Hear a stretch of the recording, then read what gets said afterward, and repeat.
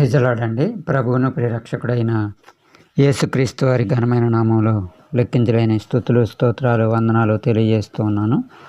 దేవాతి దేవుడు గడిచిన కాలమంతా కూడా ఆయన సజీవమైన రెక్కల చాటున భద్రపరిచి మరొక దినాన్ని మన జీవితంలో దయాకరంగా ధరింపచేసినందుకు దేవునికి కృతజ్ఞతాస్తుతులు చెల్లిస్తూ ఉన్నాను. యేసుతో సహవాసం అనే ఈ ఆధ్యాత్మిక కార్యక్రమం ద్వారా ప్రతిదినం మనం దర్శిస్తున్న పరిశుద్ధాత్మ దేవునికి సమస్త మహిమ ఘనత ప్రభావములు చెల్లునుగాక. ఈ దిన ధ్యానం కొరకు లూకాసు వార్త 18వ అధ్యాయము 40వ వచనాన్ని మనం ధ్యానం చేసుకుందాం. అంతటా యేసు నిలిచి వాణ్ణి తన యొద్దకు తీసుకొని రమ్మనెను అనే మాట ఇక్కడ మనం చూస్తున్నాం. అసలు దీని సందర్భం ఏంటి అని చూస్తే 35వ వచనంలో ఆయన యెరికో పట్టణానికి సమీపిస్తున్నప్పుడంట ఒక గుడ్డివాడు త్రోవ పక్కన కూర్చుండి భిక్షం అడుక్కుంటూ ఉన్నాడంట.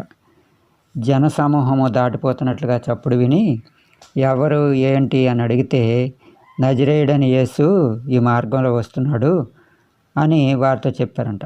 అప్పుడు వాడు యేసు దావీదు కుమారుడా నన్ను కరుణించమని కేకలు వేసినప్పుడు వాళ్ళందరూ అన్నారంట ఊరుకో అని చెప్పి వాళ్ళని గద్దించారంట. కానీ వాడు మరీ ఎక్కువగా దావీదు కుమారుడు నన్ను కరుణించమని కేకలు వేశాడంట.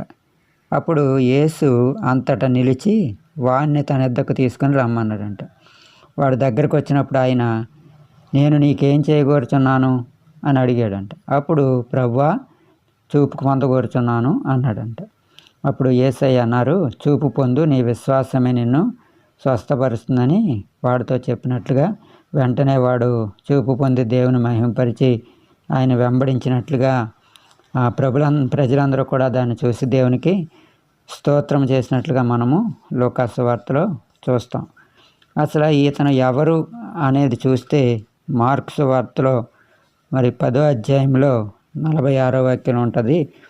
ఆయన మరి చూస్తే తీమయ్య కుమారుడగు బర్తిమయ్యను గుడ్డివాడు అని చూస్తున్నాం. ఎవరు అంటే ఈయన బర్తిమయ్యనే భిక్షగాడు, గుడ్డి భిక్షగాడు అంట. మరి ఆయన దావీదు కుమారుడా నన్ను కరుణించని కేకలు వేసినప్పుడు యేసయ్య నిలిచి వాడిని పిలిచారంట. నిజంగా మరి దావీదు కుమారుడు నన్ను కరుణించని కేకలు పెడుతున్నప్పుడు అనేక మంది ఏం చేశారంటే నువ్వు ఊరుకో అని అతను గద్దించినప్పుడు మరి ఎక్కువగా కేకలు వేసినప్పుడు యేసయ్య ఆ కేకలకి నిలిచిపోయాడంట. నిలిచిపోయి అతను పిలవమని చెప్పి వానికి మరి ఏం చేయాలని అడిగినప్పుడు నేను చూపు పొందగలుగుతున్నానని చెప్పినప్పుడు మరి ఖచ్చితంగా ఆయన ఆ చూపునిచ్చినట్లుగా మనము ఈ 2 వాక్యాల్లో కూడా మనం చూస్తున్నాం. అంటే దావీదు కుమారుడా నన్ను కరుణించమని బిగ్గరగా హృదయాంతరంగంలోని కేక వేస్తే ఆ గుడ్డివాన్ని దాటిపోలేదు. ఈరోజు మనం కూడా అనేక పరిస్థితుల్లో ఉన్నప్పుడు మనం కూడా హృదయాంతరంగంలో నుండి బిగ్గరగా మన ఆర్తనాదాన్ని ఆయనకి వినిపించేటట్లుగా, మన కేకలు ఆయనకు వినిపించేటట్లుగా మనము ఆయన పిలవగలిగితే యేసయ్య ఖచ్చితంగా వస్తారు, నిలుస్తారు, వచ్చి నీకేం కావాలో అది ఇస్తారు. మరి ఉదంతంలో మనం చూసాం కనుక మనం కూడా మన జీవితాల్లో అనేక సార్లు మరి తీరని సమస్యలు ఉంటుండొచ్చు.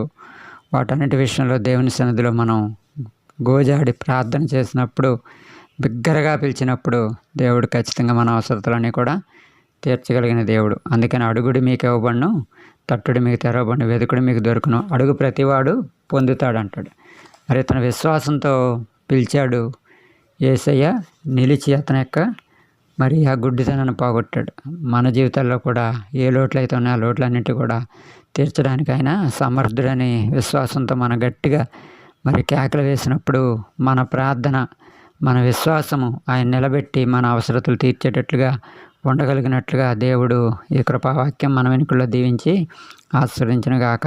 ప్రార్థన. పరిశుద్ధుల ప్రేమగల తండ్రి మీ ఘనమైన నామమున స్తోత్రాలు నాయన, మీరు దాటిపోని దేవుడు అని మరొకసారి ఈ 2 ఉదంతాల ద్వారా మాతో మాట్లాడిన విధానం బట్టి స్తోత్రాలు. అవును ప్రభా, భర్తిమయ్య గుడ్డి భిక్షకుడు కేకలు దాటిపోని దేవుడు, మా జీవితాలు కూడా మీరు దాటిపోరని మా ప్రతి అవసరం కూడా మీ నామలో తీరుస్తారని విశ్వాసంతో మేము ప్రార్థన చేస్తుండగా మా అక్కర్లన్నీ కూడా మీరే తీర్చే దేవుడు అని నీ వైపు చూస్తుండగా మీరే కోరికలు సిద్ధపరచమని సఫలపరచమని ఆలోచన యావత్తునైనా ప్రభుకు సిద్ధింపజేసుకోలే ఆలోచన యావత్తులు సఫలపరిచే దేవుడు అని నీ వైపు చూస్తుండగా మా యొక్క ప్రతి కోరికలు తీర్చి ప్రతి అవసరతలు మీ నామలో తీర్చి ప్రభా మా ప్రతి లోట్లు కూడా మీరే పూడ్చే సహాయం దయచేసి మహిం పొందమని యేసు పరిశుద్ధ నామములో అడిగి వేడుకొనుచున్నాము తండ్రి. ఆమెన్. మీ ప్రార్థన అవసరాల కొరకు pastor Mohan 9848617879. May God bless you. Amen.